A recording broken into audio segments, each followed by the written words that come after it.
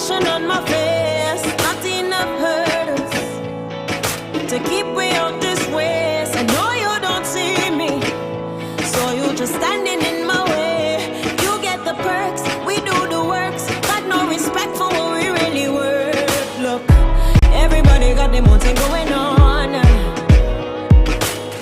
Everywhere inside the city is confusion.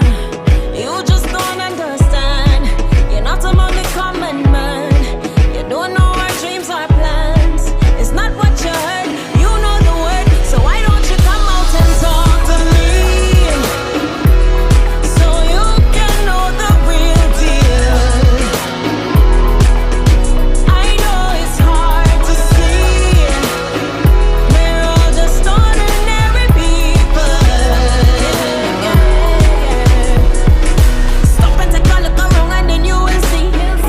Nothing is a real mystery. Every day I'm breathing in the same air as me, living the same atmosphere as me. Eat and sleep and drink like me, cry tears just like me. You see the better while we see the worst. What would you do if the roads get reversed? No, everybody got them own thing going on. And everywhere inside the city is confusion. You just don't understand. You're not around the common man. You don't know our dreams, our plans. It's not what you heard. You know the word. So why don't you come out and talk to me? So you can know the real deal. You can know the real deal. I know it's hard to see. It's hard. We're all just ordinary people. Yeah. So come on and talk to me. So you can know the real deal. Yeah. I know it's hard to see. We're all just ordinary people. But you don't know, 'cause you don't know. You don't know, you don't know, you don't know, you don't know, you don't know, you don't know. You don't know, you don't know, you don't know, you don't know, you don't know, you don't know. You don't know, you don't know, you don't know, you don't know, you don't know, you don't know. You don't know, you don't know, you don't know, you don't know, you don't know, you don't know. So talk to me, so you can know the real deal. You can know the real deal. I know it's hard to see. I know it's hard. We're all just ordinary people. Ordinary people. So talk to me, so you can know the real deal. The real deal. I know it's hard to see. I know it's hard. We're all just ordinary people. We're all just ordinary people.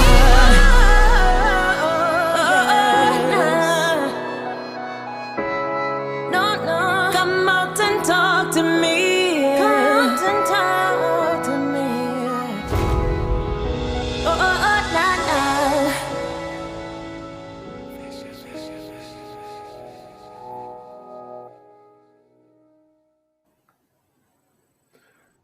Good afternoon. I'm Julian Rogers, and it's really, really difficult to resist the appeal of Mahalia and Tumail as we continue these conversations, these outreaches to the Barbados and diaspora communities. As we wrap up our virtual town halls, 5 sessions of public discussion on the proposed charter for Barbados. We started then, Talk to Me. That song encourages us to pause and to talk to each other, as is there more to unite us than that which divides us. And with these discussions, we definitely try to talk to you, and you, well, we appreciated the way that you talk back to us via Facebook, WhatsApp, on calls you've made, and of course with your written and recorded submissions. And one of the many profound takeaways from these sessions is that our youth and artists appointed us to show that they can be a barometer of this community. This is something we need to be more conscious of and lean into, they say, as we chart the way forward for a better Barbados. To help me moderate this final session is Alison Leacock. Alison?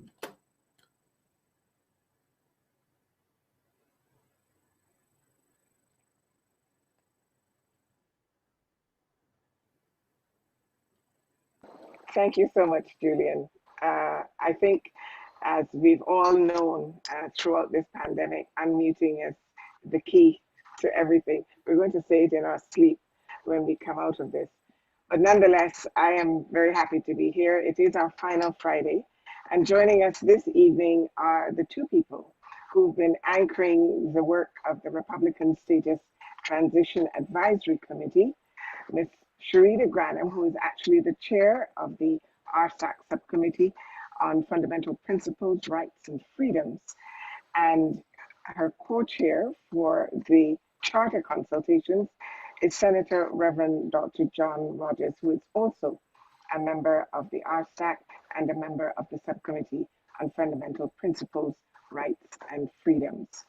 As Julian said, this is a wrap on the series, and I think it's a good point to ask Sharita and Senator Rogers to give us an overview from their perspective of whether or not they feel that the purpose of these discussions was achieved, and as much as they can, because there have been many, a summary of the key areas that have been identified, suggested, and discussed over the last 5 sessions. Perhaps then we should start with a recap. What was the original purpose of these town halls of the Charter? Sharita, I'm going to ask you to kick us off on that one. Thanks so much, Alison, and it is always a pleasure to be here. Good evening, good afternoon, everyone. The purpose, recap the purpose of these virtual town halls. These series of consultations through these virtual town halls were hosted by the Republican Status Advisory Transition Committee, as you know, mainly to gain feedback and contributions from our Barbadians on the type of Barbados that we want, the type of Barbados that we would like to see going forward, and for their assistance in helping to build out a charter of Barbados that properly articulates and captures these grand dreams and ambitions for what represents the best of us. Placing, the lessons of our past, the current, present experiences, and of course, certainly our unbridled aspirations for our future in context of the commitments that are required from each and every one of us, from the Barbadian people, from the Barbadian state, from Barbadian institutions to one another. I love the way that we started this evening session with Talk to Me by 2 Mile Hill. Beautiful, beautiful piece. I think it captures precisely what we have been up to these last few months, certainly. We've been talking, that's what we've been doing. Talking with a purpose, talking and listening, listening to understand, to honor and promote. I mean, it's such a long list of things that we've wanted to highlight. Respect, diversity, inclusion, enfranchisement, the commitments, the expectations, and the ambitions that we so desperately need to play center stage when we talk about our progress and our development. The visuals and the lyrics of that music video, they were art in motion. Dr. Derek Murray of the Center for Hybrid Studies, during one of our earlier programs, he would have voiced the idea that we should look to our youth and our artists as a barometer of our humanity. And if I may quote him, our poets, calypsonians, and the artists who are sensitive to changes in society that lead us to become less human. These are the ones who cultivate and nurture a sensitivity that then acts as a barometer for when we're becoming less than human. They should be used in the same way that we use a gas gauge in a vehicle to make what would normally be invisible visible, and to make what would normally be ineffable stable, and improve our sensitivity to those moments when we end up being less than human, when we're supposed to be. Just because we have human genetics and DNA, it doesn't mean that we're genetically determined to be automatically human. Being human is something we work on culturally every day, and something we need indicators to keep us on the road to becoming more human. And I think Talk to Me and so many other artistic expressions from our local creatives personify exactly that. And I am very happy to lend my voice to that call. I want to add that there's no popular movement in the world that has seen global success and recognition without the work of our youth and our creatives. And we can look to the global anti-apartheid, if you want a more tangible example, as one of the greatest examples of the power of youth and creatives that we need to be honoring and harnessing. So I will hand back over to you, Allison. That's my contribution. That's my recap. Quite a recap it is, capturing a lot of the energy of the conversations that we've had. I'd like to turn now to Senator Rogers, who, while he wasn't able to be with us every single session, I'm curious to know your own experience in this entire process.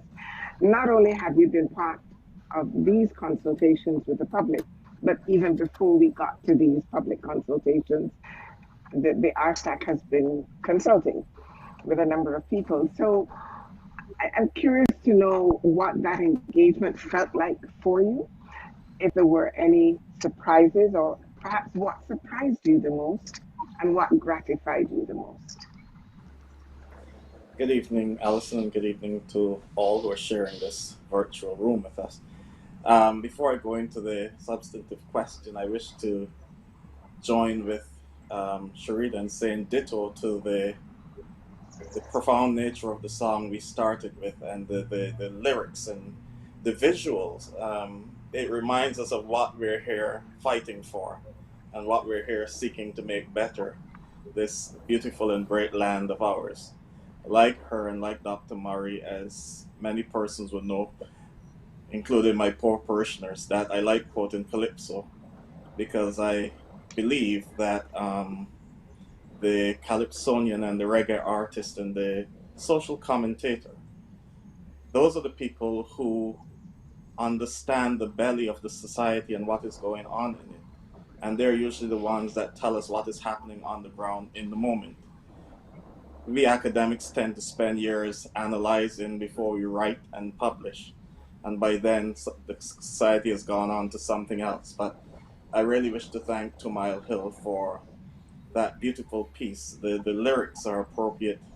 The visuals of the video, you saw people, even if you don't know them, you know people who look like them.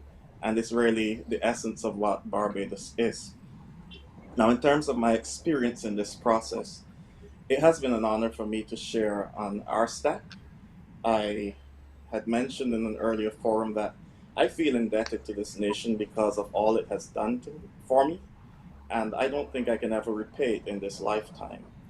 The least I can do is to work to ensure that future generations can experience what I have experienced from Barbados. And that is what this charter is really about. It is about seeking to emphasize the interconnectedness of our community on every level, and getting people to realize that we are in this together. This is our nation, and we are going to shape it together. Going through this experience, we have had the opportunity to hear from so many groups, especially those that consider themselves minority groups within our society. And just to hear the challenges that people go through every day just to live in this society of ours, and sometimes the obstacles that we inadvertently place in their way.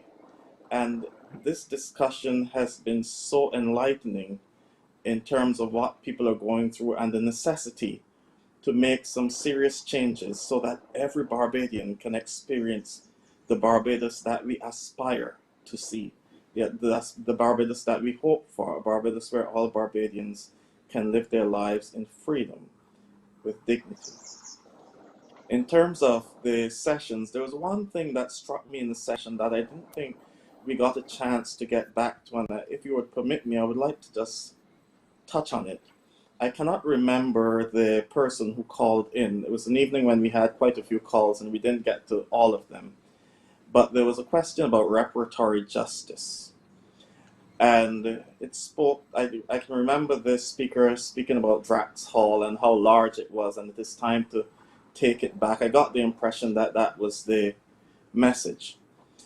This discussion that we embarked upon and this charter that we are seeking to have ratified by our parliament and our community and embraced by our community is one that reminds us that we ought not go that way, because that is not who we are as Barbadians.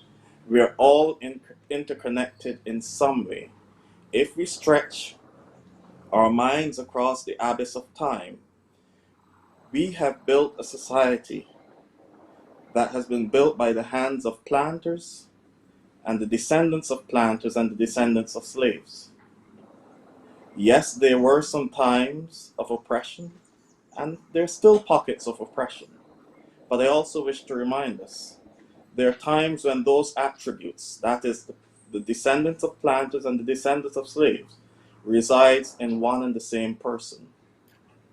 I've made that point to say that we are building a Barbados together, not a Barbados where we're divided, not a Barbados where we're seeking to destroy each other, but a Barbados where we're reconciling the past and seeking to build a future where all can experience the beauty of this land in peace and security. And coming out of these discussions, that is one of the things that struck me, and I thought I needed to respond to that as we went along. But one thing that also struck me was in one of the sessions, people were so engaged with this charter that one person said, you know, the fourth article speaks about sustainability and care for the environment and sustaining the environment. I think we need to go even deeper than that. We need to go beyond that to regeneration. And I found that so profound because it says to us, we need to do much more to ensure that the Barbados we leave for future generations is one that not only can sustain life, but can sustain a quality of life that they too can go on and build for future generations. So the experience for me has been exhilarating at times. There have been many sleepless nights, but in all, it has been enjoyable because I have had the opportunity to meet and work with some truly remarkable people and interact with some truly remarkable Barbadians. Thank you so much, Senator Rogers. We are going to be playing a video in a bit, but I thought on the heels of what you just commented on in terms of reparatory justice, that there is a stanza that I would want to share so that when the video is shown, people can really connect with it. And it talks about, see, it's us against them. They judge us because we're black. So we turn right around and we judge them right back. There, now that's fate. Now we got a clean slate. But that's more hate and that's more blood. We need more love. I know it sounds cheesy, but believe me, this mozzarella better than them gats you squeezing. A smile is enough for that love to ease in. So I think that there is certainly room for a lot more of Barbadians to embrace the essence and the spirit of the Charter. And so I'd like to hear again from both Senator Rogers and Shrida some of the key matters. You've raised a couple. What are some of the key matters that you know you absolutely have to address and tackle as you amend the draft? The takeaways, the deal breakers that have to be included. You want me to start? Why not? Thank you. Before I get to the specific details of a lot of the key points, the key considerations that have come out of these consultations and engagements, I wanna take a leaf from Senator Rogers' book and show a more vulnerable side of myself and give a little bit of introspection to my experience of Barbados, because I think that that can offer a bit of context as to why we have been addressing a lot of the things we've been addressing and the responses to some of the feedback that we've been receiving.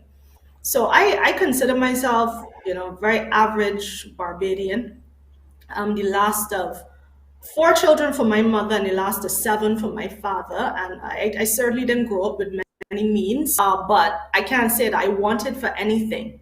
And I say this with a great sense of pride because the magnitude of not wanting for anything as a young person in the context of a typical working class Barbadian family has become so much clearer with age and experience and increased self-awareness. And this process has helped to sharpen that awareness and that sensitivity for me.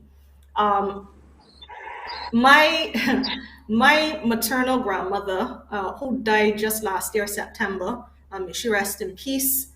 She died at the age of 83. And a lot of people might not know this, but she never learned how to read or write. She had 10 children whom she supported through wages that she earned through cutting sugarcane at a very young age and later through, home-based cook shop. And my mother is the second of 10 of those children. And she had to leave school at the age of 14 years old to work and help support the household and her younger siblings. And my parents know what it was like not to have indoor plumbing, And when I was 16, my older brother, whom I loved and adored to no end, was killed at the young age of 27. He was one of Barbados's victims of the scourge of violent crime. And I'm highlighting these things not for sympathy, because, quite frankly, my story is a success story. Hands down, my story is a success story. But I think it is important for you as Barbadians to see that even as a first generation university graduate in a country that has and continues to make these tremendous strides in national development, I am not untouched by the tragedy or the lingering and emerging inequalities, of this world that we live in. I was shielded from the worst of it, due to no small effort, but on the part of my parents and certainly my brother, who encouraged me in a lot of spoiling. Hi, Ryan, if you're watching. But I still have a certain dissatisfaction on behalf of the young people of Barbados. We bear a very heavy cross. One shoulder really has the burden of all of these unresolved inequalities from as far back as the 20th century, and the other shoulder is bearing the brunt of all of these emerging inequalities. And the unfortunate result of much of that is this overwhelming lack of cultural confidence, which is at the root of so many of our social and our economic challenges. So this charter and the level of ownership Barbadians have embraced it with gives me hope that we are that much closer to bridging the gap and getting rid of a lot of these inequalities and burdens that we are challenged with, and that are in so many cases rooted in disrespect and rooted in a lack of cultural confidence and a lack of tolerance and inclusion, and no appreciation for the beauty and the many strengths and advantages that we can find in our diversity. So Alison, I don't know if you recall that at the very beginning of these sessions, you would have asked me what my experience has been like. And if I recall correctly, I told you humbling. But today, I think I need to add hopeful to the mix. So that was a long preface to what are some of the main concerns and recommendations coming out of this process. But I thought it was important that, we brought this whole idea of a charter back to the day-to-day lived realities of the average Barbadian on the street. It's so important. This isn't just about policies and legislation. This redounds to how we live our lives, our quality of life, our day-to-day. So again, we received lots and lots of feedback. Some of it was general or related to the transitional matters of becoming a republic, and some more strictly related to the charter. Those detailed and more specific references that were suited to the constitutional reform consultations due to begin in January, and largely due to the nature of justiciability around them, whether or not they were enforceable in court of law. We considered, but will recommend that they take center stage because the responses, the contributions are not wasted.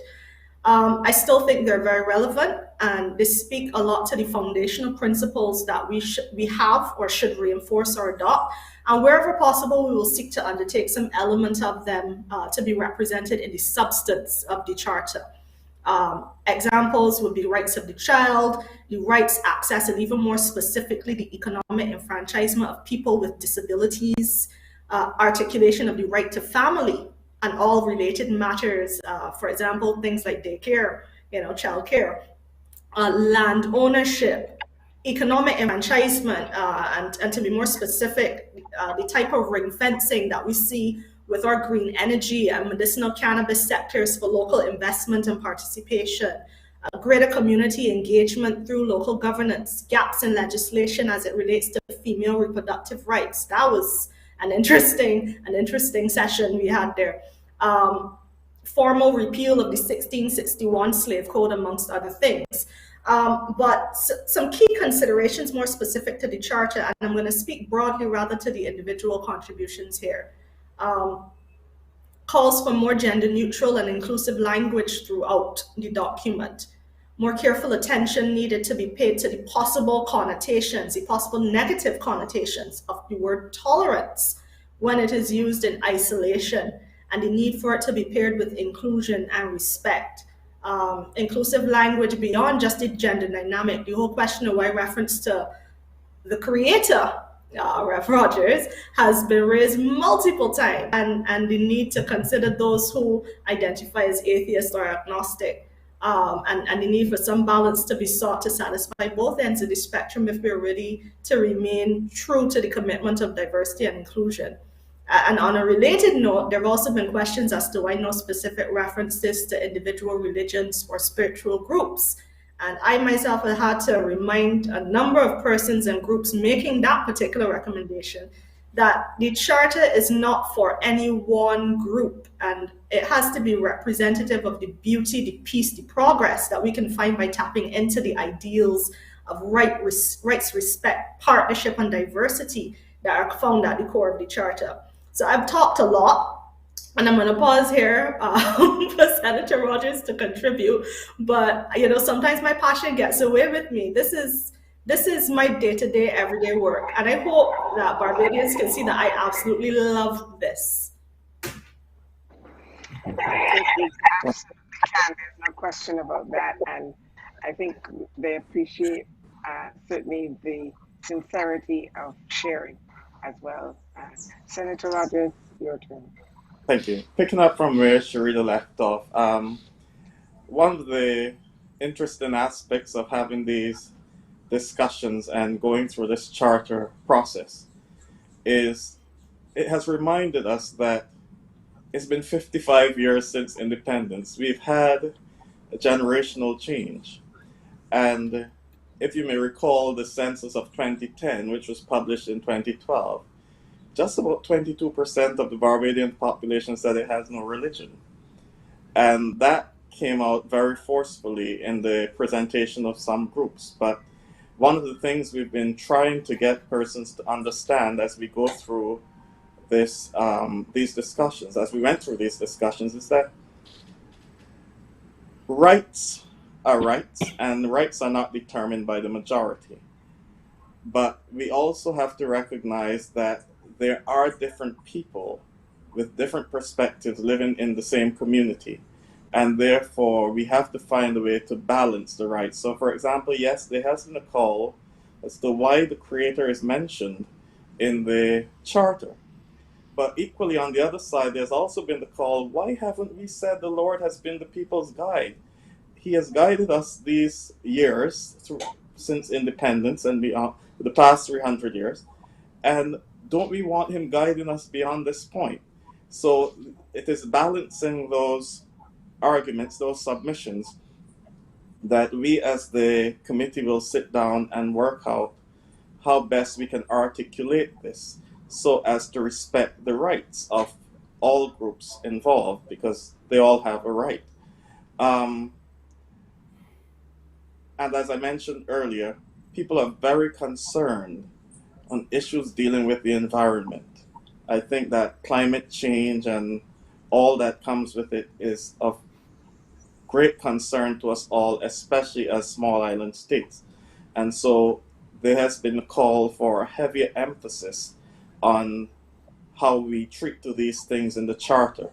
But as we've been saying all along as well, the Charter is broad-based, and it is not simply for this generation, but it's for generations to come. So because it is broad-based, it will not cover every minute detail that is affecting this community at this point in time. But what it does is that it provides the scope for when we go to make constitutional changes in our time, we can make them to speak to our circumstances, in as much as some generation, maybe 100 years down the road, when they come to this charter, because of its broad-based nature, they can also utilize it and say, but you know, that generation said this about our environment. And they can use it to deal with the specific challenges of their time, which may be far different from what we are dealing with now. So it has been that type of educational process and that balancing act in hearing the concerns of various groups and various publics as they bring their ideas and their experiences to bear on the charter, and it has really been a refreshing experience. One of the beautiful things expressed by both you and Sharita is the humanness of it, and the fact that you bring whatever your experiences are to enrich the empathy, and the fact that we are really all one people and ought to be engendering one love as a Barbados. So let's listen and watch. One love.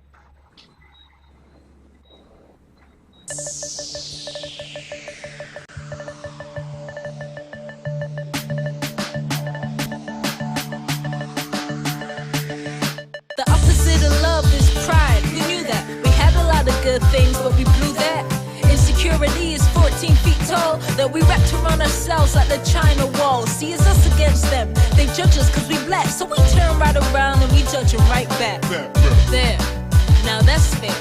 Now we got a clean slate, but that's more hate and that's more blood. We need more love. I know it sounds cheesy, but believe me, this mozzarella better than them gats you're squeezing. A smile is enough for that love to ease in. Hold me down right with the loving for me. It's a love movement, as you ready. Cause we solid as a rock steady. Big up your friend, pray for the enemy. Hold me down right with the loving for me. It's a love movement, as you ready. Cause we solid as a rock steady. Big up your friend, pray for the enemy. Take note of the differences. The differences, if we use them to divide and negate all the different gifts, we'll be left with percentages and demographics. Can't move forward, just static. It's tragic. Cold, love brings the heat, that magic. Oh, lay up, real talk, gotta stay prayed up. Cause war is real and we got moms who gotta stay up. Boys don't chase waterfalls, they chase Maybachs. And boyfriends are like pimps to these ladies. He about as reliable as definitely maybes. Broken homes won't claim his chromosomes, and her heart will phone out his own steady roaming. Their choices bring drama like TVs. Want that comfort like please don't leave me. No matter who you are, if you got HIV, there's at least one thing that makes you just like me. We want love. Young right with the loving for me. It's a love movement, as you ready. Cause we solid as a rock steady. Big up your friend, pray for the enemy. Hold me down right with the loving for me. It's a love movement, as you ready. Cause we solid as a rock steady. Big up your friend, pray for the enemy. If you're tired of the bickering, tired of the fuss, then help me say one love. If you believe in peace and you believe in us, then help me say one love. If you don't wanna worry about a thing tonight, then help me say one love. If you're tired of the guns cause you're tired of the fight, then help me say one love. We got one. Hold me down right with that loving for me. It's a love movement, as you ready. Cause we solid as a rock steady. Big up your friend, pray for the enemy. Pull me down right in the loving to me. It's a love movement, as you ready. Cause we solid as a rock steady. Pick up your friend, pray for the enemy. Pull me down right in the loving to me. It's a love movement, as you ready. Cause we solid as a rock steady. Pick up your friend, pray for the enemy.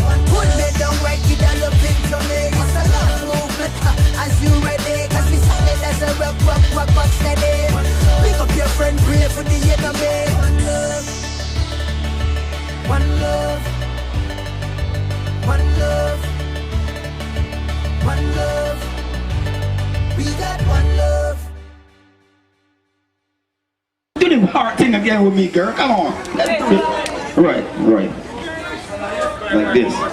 So it's like a heart. One love. That's what we talking about. One love here. Adam Stewart, Wall Street boy. Oh Lord, I pray for this area. Get this for you. Yes, sir. We rolling down the line real deep. Thank you, respect you. And that's that's no daydream for sure, but we compliment the daydream producers for that one. Certainly, they captured all the smiles that we need to really make sure that Barbados, and for that matter, the world, is a far happier place. But thank you very much for that. But it really gives us an opportunity to ask one of those questions to our panelists right now. Do you think that love will solve it all? Can we use that love that expressed in that video as a foundation for bringing all Barbadians, and in fact, we might very well add all the visitors to our country at any given time, bring us all together? I think start I'll with jump Sharita, into this. because you always go ahead, Reverend Rogers. In Holy Scripture, we say God is love, and those who live in love live in God, and God lives in them. But I mentioned in Parliament just a few days ago that this pandemic can be a crisis from which we can learn and grow. And I opine that it was perhaps a good thing that we are contemplating moving to a republic in the midst of this pandemic, what I refer to as a crucible of crisis, because nationhood and relationships are really forged in the trenches when everything seems as though it is being lost. When there's existential crisis, people then begin to value each other. And in just watching those videos, I had forgotten how good it was just to stand so close next to another person, just to share a laugh without a mask, just to hug someone, just to enjoy the freedom, and something that we may have taken for granted. And the reality is that this can lead us back to that place, and even a better place, because one of my greatest concerns, and one of the reasons why I'm so invested in this project, is because the Barbados that I came to know, having come here over 35 years ago, and the Barbados that I loved and saw this great development and this great social democracy and everything, is being lost. It's being lost when our young boys take up guns to shoot each other. It tells me that they do not understand the struggle. They do not understand even who they are. There's always, given our history as a people, given the experiences of our past, there was a time when we were no B or D or any political party that we assign ourselves to. There was a time when we were a people never meant to be. Most of us of African descent, our ancestors were brought here, and the only prospects were to work on plantations to fill the coffers of great nations in Europe and die there. And there were many times on those plantations, we'll never know all the stories, when the sun was broiling hot, and a man seeing another one looking frail would say, "Go and hide behind that tree and cool off yourself. I'll pull this work for you." Or some of them may have stood in the breach and decided, "Yeah, you're in a little trouble. I'll take the lash for you. I'll take the blame."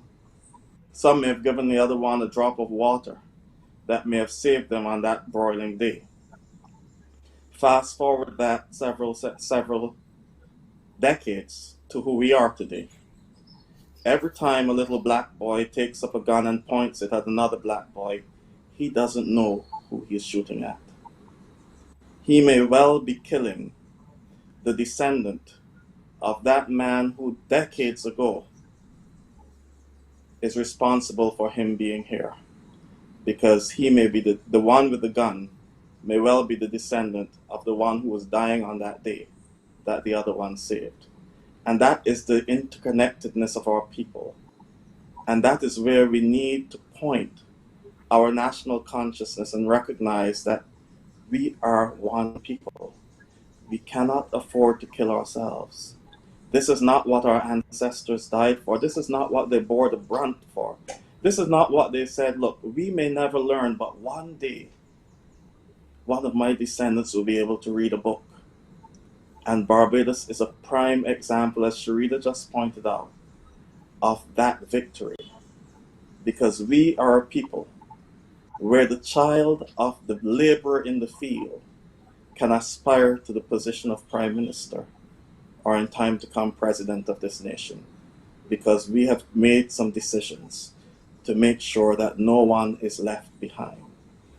And so yes, love is the key, but not just a superficial love, a deep love of an understanding of our history, which, as I mentioned before, connects not only the children of slaves to children of slaves, but the children of planters to the children of slaves. We are one people. And until we embrace that, and I'm hoping that through this charter, we can conjure up that spirit.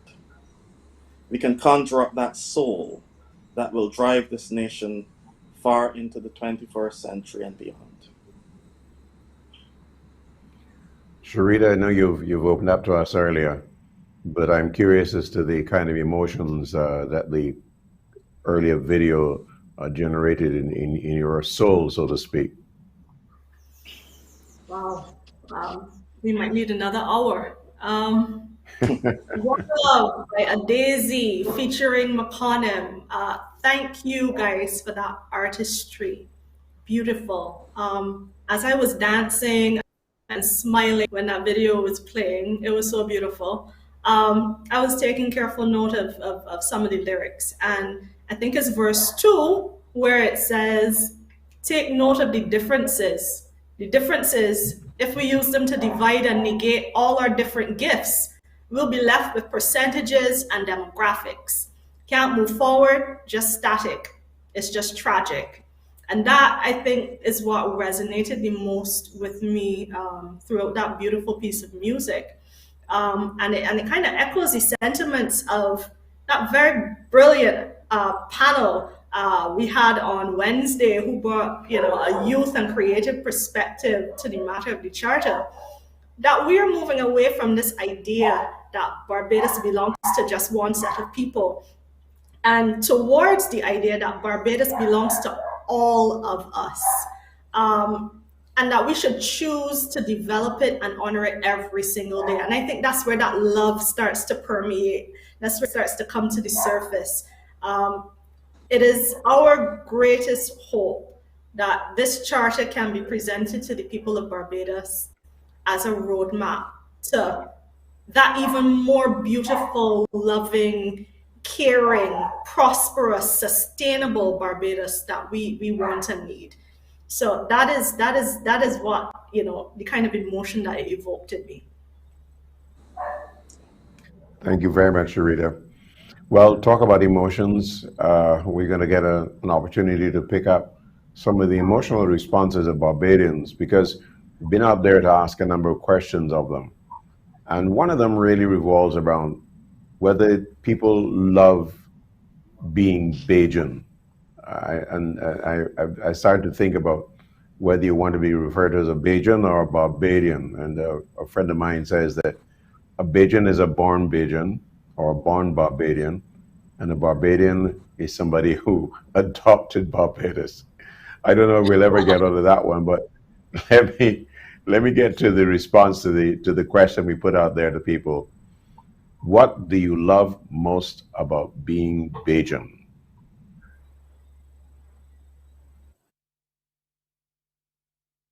Bajans are some of the most resilient people I have ever come across. You could put anything in front of us, put us in any situation, and we're gonna just find a way to make it through.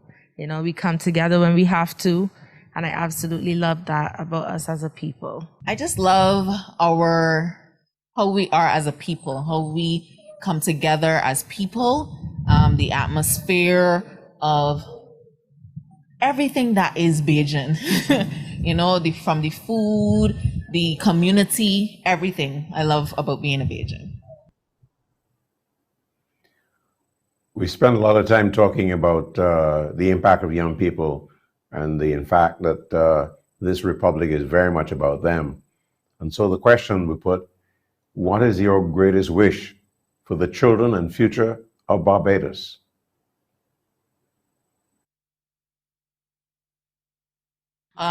The children are our future. That's number one.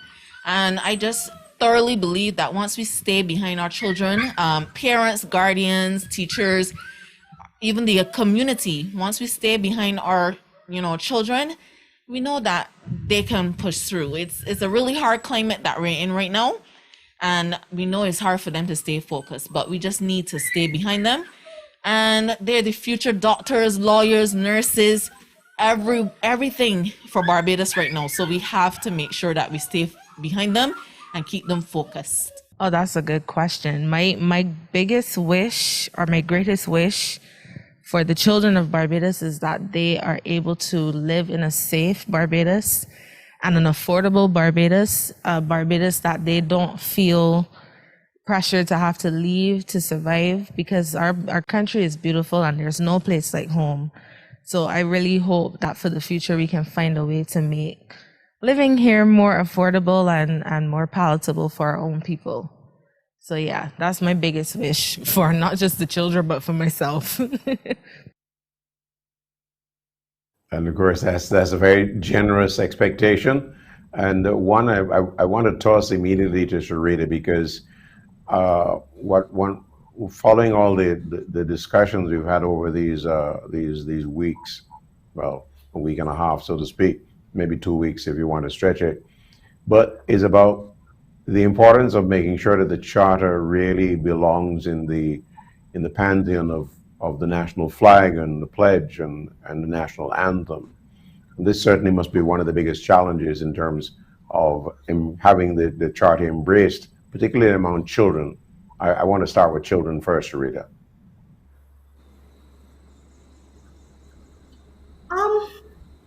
I don't think there's any authentic conversation you can have about the future or development without talking about youth. Like, literally, even if, at the risk of sounding cliche, our children are our future. Who is it that is going to inherit all of this, the good, the bad, and the ugly that we leave? And in the charter, it speaks to that obligation that we have to the generations to come. It also speaks to the great debt, the gratitude that we owe to the generations that preceded us. And in terms of the charter, I don't want to speak in terms of any generational split at this point in time, because the idea is to nurture those intergenerational ties and to ensure that continuum, that consistency, that continuation of us exemplifying and living what it is that represents and brings us closer to the best versions of who we are and who we can be in this country. I want to tap back to what the purpose of the charter is. We would have said repeatedly, and I hope it sticks. My colleague on our staff, Mr. Patrick Frost, the most honorable Mr. Patrick Frost, tells me that repetition is one of the greatest arsenals in the tool of a teacher. So I'm gonna take a leaf out of his book there. The charter is intended to embody the spirit of what it takes to be the best Barbadian individual, institution, and state that we could possibly imagine. Senator Rogers always says, what we need goes far and wide beyond just legislation and procedural things. Yes, the constitutional reform is absolutely necessary. Legislative changes are necessary. But I ask again, what is that common purpose that we are approaching that and every other national conversation that we are faced with? What's that common purpose we're approaching those with? What is the benchmark of our national progress that we're applying to these things like our constitution and our laws and the ways that we relate and interact and engage with one another? What's the national standard that we are committing to uphold? And I want to borrow a few words from His Excellency Ambassador Noel Lynch, who joined us on one of the earlier panels, to kind of sum this up. He would have spoken to this question that he gets a lot in his role as Barbados' ambassador to the US and as our permanent representative to the OAS. He said he's constantly asked, what's broken that you're trying to fix? You come from Barbados. What are you trying to fix? And he spoke to always striving towards the need to always strive towards that great Barbadian dream, which he noted is a world-renowned concept. And he said that this Barbadian dream encompasses, that positive change to be found in the aspirational relationship and the value system that we have with ourselves and fellow Barbadians. It encompasses the opportunity to dream big as you want. It encompasses the creation or striving towards the creation of a broader framework for engagement, whether that is, intergenerational, whether it's inter-institutional, inter-agency, it doesn't matter. Once it is greater engagement of and amongst us as Barbadians. And enshrining the things that in our individuals that continue to make our country even greater, in taking, our place amongst the nations in the world in a very solid and sensible and quintessentially Barbadian way. So I don't think there's much more I can add to that. Well, I think that as you said, you could go on for hours with this because the passion is there, but of course, I think the very important ingredient here is a clear understanding of what this charter really should mean for Barbadians of every race, every stripe, every belief, everything, it's as the case may be.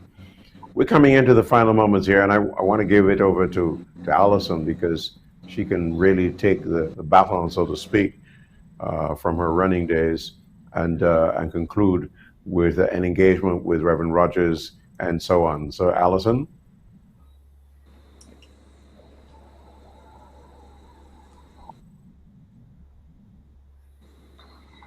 I'd like to certainly invite Senator Rogers to give his closing comments.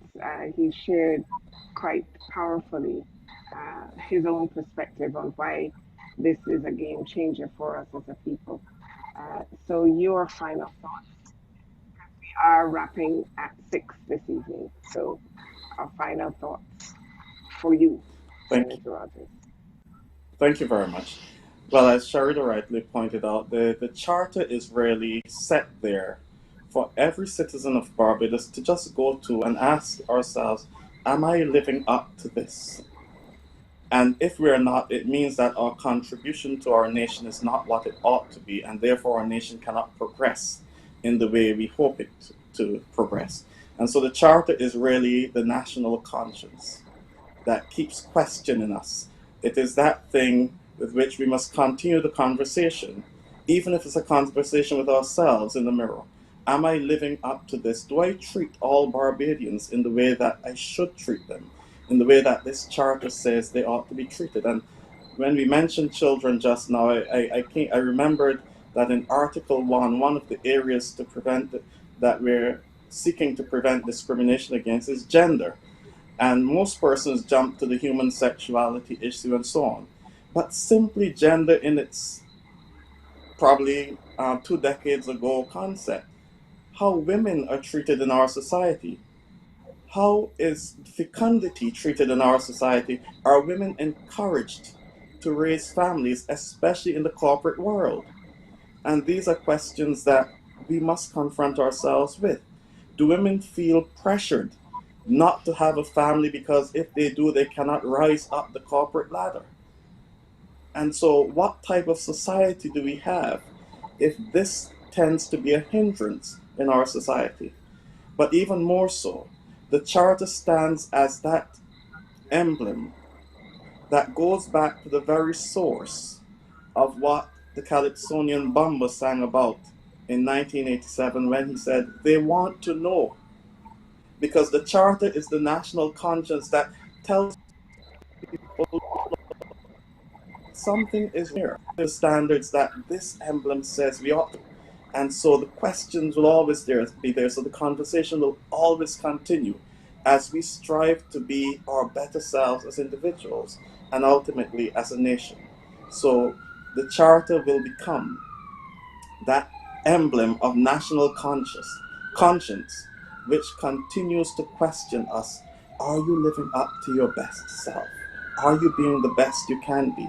Are you living up to what you have embraced here? And that will guide us to be the people we hope to be. Well said, Senator Rogers. Thank you very much, Senator Rogers. And Thank you. special thanks to the Caribbean's media maven, Mr. Julian Rogers, for sharing the moderating duties with me in these past 6 sessions as we mature to the next phase of our independence and elevate a Barbadian to the office of head of state. We thank all of you for your contributions, all of the panelists who joined us and shed different and fresh and energizing perspectives to the conversation. Let us all commit to a renewed Barbados, a transformation of a Barbados, a building of a Barbados, cementing our national identity as Starbadians, because this is who we are. Thank you. And Alison Leacock, good evening. We've been tested before. Out victorious we came. What we know for sure, we will rise again. Together, better, stronger. When the world closed, our hearts opened. When fear ruled, love also deepened. When borders closed, boundaries widened. With no choice in one voice. Let the whole world rejoice, from near and from far. This is who we are. Cause this is who we are. Cause this is who we are. Love bridge the distance between us. Let the whole world know that love is also infectious. Let love overflow. Cause this is who we are. This is who we are. Cause this is who we are. Love will always bring us together. Love will always see us through. This is who we are.